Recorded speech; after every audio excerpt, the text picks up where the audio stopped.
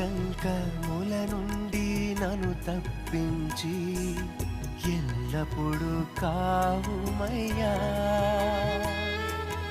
పగిలి ఉన్న పాత్రను నేను సరిచేసి వాడుమయ్యా,